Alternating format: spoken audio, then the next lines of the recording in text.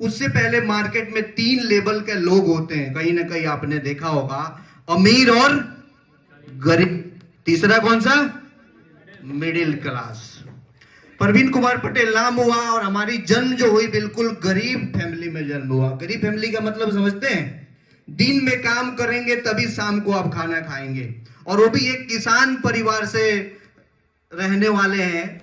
और किसान परिवार में सबसे बड़ी दिक्कत ये होती है कि आपको हर हालत में खाने का व्यवस्था करना पड़ता है। अगर आप किसान परिवार के यहाँ कोई भी लोग होंगे, तो अगर आप फसल खेती किए होंगे, तो अगर आप धान की खेती करते हैं, अगर ठीक ठाक लेवल पे नहीं है, जिस फैमिली से हम लोग थे वहां धान की फसल होती थी तो उस समय सिर्फ चावल ही मिलता था खाने का। अगर गेहूं की फसल होती थी तो सिर्फ रोटी ही मिलता था खाने का। अगर उस बीच में वो भी खत्म हो गया तो पता है क्या मिलता था खाने का?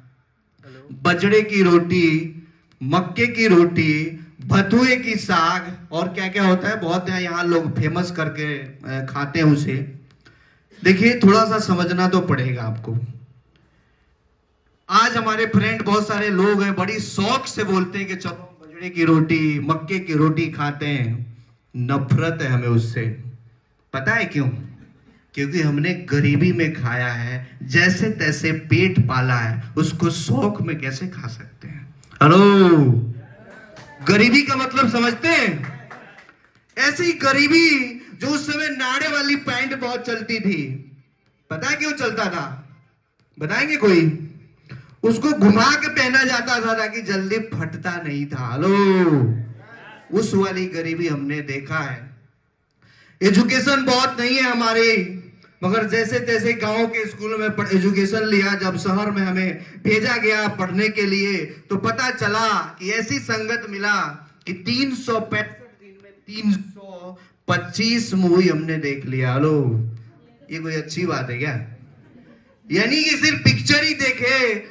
और याद है हमें अच्छी तरह कि लगभग 2000 सन में 1997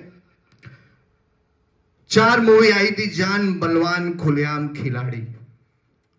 अच्छी पिक्चर थी और हमने इतना देखा कि 365 दिन में 325 मूवी हमने देख लिया। और गनीमत ये रहा कि जब घर वाले को पता चला कि ये बच्चा स्कूल नहीं जाता है, घर नाम कट चुका था पूरी तरह।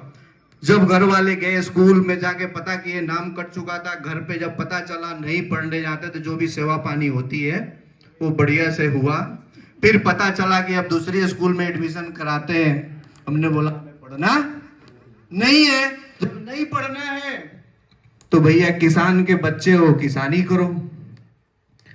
जब कुछ दिन किसानी भी करके हमने देखा तो पता चला कि इसमें भी कुछ नहीं है। किसानी के मतलब समझते हैं? खेत से फावड़ा चलाना, खेतों में हल चलाना, ये सब हमने किया।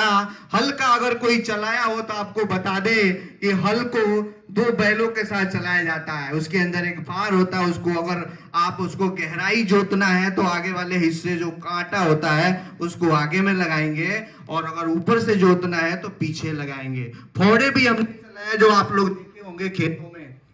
दोनों खेत के बीच में एक मेड़ होता है, बहुत बढ़िया। अगर 1 बीघा जमीन को 2 बीघा बनाना है तो क्या करना पड़ता है? मेड़ को काटना होता है। हमारे काटने का तरीका कुछ और था, हम डायरेक्ट नहीं काटते थे, हम नीचे से काटते थे ताकि वो अपने आप बांध टूट जाता था। ये एग्जाम्पल इसलिए दे रहे हैं ताकि आपको विश्वास होगा कि सच में हमने फावड़ा चलाया है। हेलो, बड़ी बड़ी सपने थी बचपन में। और बहुत बड़ा अच्छी आपने कहावत सुना है कि जो माँ बाप गरीब होते हैं ना, उसका बच्चा जल्दी समझदार हो जाता है। ऐसा है क्या? सपने बहुत थे। 17 साल की उम्र हमने काम करना शुरू किया। जब खेती बाड़ी समझ में नहीं आया तो शहर जाने के बाद पता चला कि पर डे की दहाड़ी थी हमारी 2 रुपए। हेलो, 1997 में हमारी एक दिन की दहाड़ी थी 2 रुपए, महीने का इनकम 60 रुपया। बहुत एक्साइटेड था, बहुत अच्छा लग रहा था क्योंकि 1997 की बात है ये। महीने का 60 रुपए कमाने वाला व्यक्ति अपने आप को दुनिया का सबसे अमीर मानता था उस समय, क्योंकि ये बहुत बड़ी बात थी 60 रुपए महीने कमाना। सपने बड़े थे, बार बार जिक्र करते थे। 2.5-3 साल मेहनत करने के बाद वो पैसा जाके पहुंचा 25 रुपए में, मगर संतुष्टि नहीं होने के कारण दो साथी मिले और रात को भग के कहां आ गए? दिल्ली आ गए। क्योंकि हर व्यक्ति का सपना होता है दिल्ली चलो पैसे कमाएंगे। यहां आने के बाद पता चलता है कि सारे सपने वापस वहीं रख के आ जाए। यहां आने के बाद नोएडा सेक्टर 5 कितने लोग देखे? नोएडा सेक्टर 5 के टीबी मार्केट के ठीक सामने एक प्राइमरी स्कूल है। जैसे तैसे हमने अपने सोर्स पर भी लगा करके एक फ्रेंड निकाला, क्योंकि भाग के तो घर से आए थे, यहां ना रहने का ठिकाना था ना खाने का कोई व्यवस्था था। वहां आए तो पता चला कि जिस फ्रेंड के पास हम लोग पहुंचे वो काम करता था बिल्डारी का। 2-4 दिन तो जैसे तैसे खिलाया, उसके बाद बोला भैया अपना जुगाड़ कर लो, नहीं तो दिक्कत हो जाएगा, क्योंकि हमारे भी घर पे माँ बाप हैं, अगर नहीं काम करोगे तो हम ज्यादा दिन नहीं खिला पाएंगे। रहने का व्यवस्था पता है क्या था? बढ़िया सा तिरपाल लगा हुआ था। कौन सा? फौजी स्टाइल का, देखे आप लोग?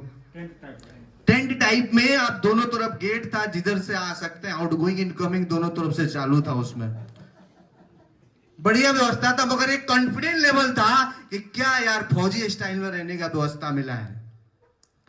और आपके जानकारी के लिए बता दें कि पेट पालने के लिए 21 दिन बिल्डारी का भी काम करना पड़ा। जब लगा कि यार यहां तो बहुत गलत फंस गए, जैसे तैसे जुगाड़ लगा के फिर कहीं और हम लोगों ने दहाड़ी पे दूसरी जगह काम करना शुरू किया। जब काम करना शुरू किया तो हमारा मेन काम था फर्नीचर का। फर्नीचर में 2-2.5 साल काम करने के बाद हमने ठेकेदारी शुरू किया। ठेकेदारी शुरू कर एक अच्छे इंटीरियर डिजाइनर बने और उसके बाद बड़े बड़े काम लेना शुरू किए। जब 4-5 साल ये काम चला, पहली बार किसी फ्रेंड से मिला हमको ये डायरेक्ट सेलिंग नेटवर्क मार्केटिंग 2007 में RCM बिजनेस। सपने देखिए बहुत बड़े सबके होते हैं। बचपन से हर व्यक्ति सपना देखता है, हर व्यक्ति चाहता है कि कहीं ना कुछ बड़ा करना है, कुछ अलग करना है, कुछ बेहतर करना है। और ये शुरू से ही था। जब डायरेक्ट सेलिंग मिला और इसका प्लान देखे, जिस तरह से सपने आज आप लोगों को दिखाया गया, बड़ी बड़ी बातें, बड़ी बड़ी लंबी चौड़ी बड़ी सारी कहानियां, वहां भी देखने के बाद एक चीज क्लियर हो गया कि यही एक ऐसा सिस्टम है जो हमारे सपना पूरा कर सकता है, जो नाम, पैसा, इज्जत, शोहरत और सर्किल, जो भी आप जिस भाषा से जानते हैं।